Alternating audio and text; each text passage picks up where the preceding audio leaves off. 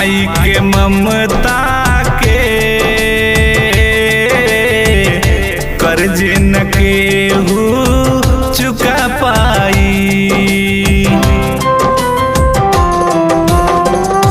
माई के ममता के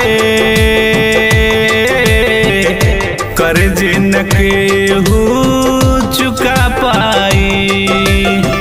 9 महीना कोखिया में रखी के दिहली तोहरा के जन्माई। माई के ममता के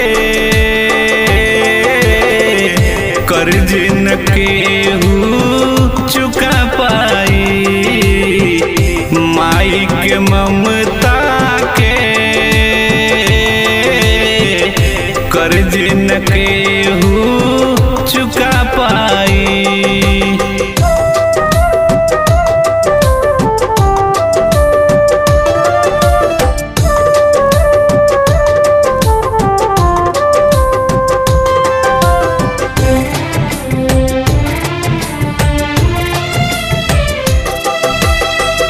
दूधवा पियली तोह के जियली पाली पोसी कैली सयान हो।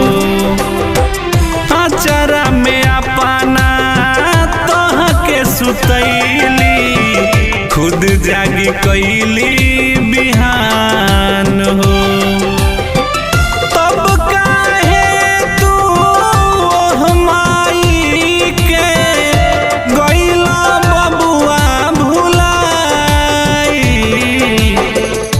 माई के ममता के कर्ज न केहू चुका पाई। माई के ममता के कर्ज न केहू चुका पाई।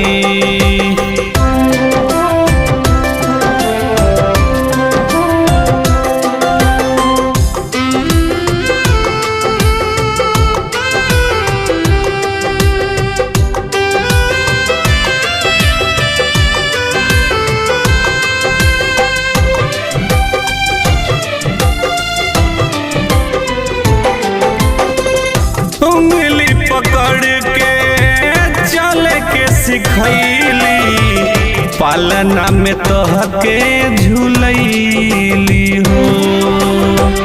दुखवा बोलैया से तोहके बचैली कमी न कुछऊ के कैली हो।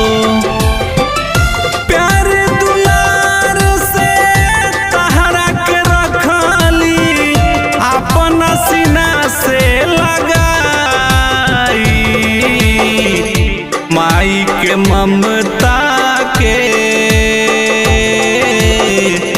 कर्ज न केहू चुका पाई। माई के ममता के कर्ज न केहू चुका पाई।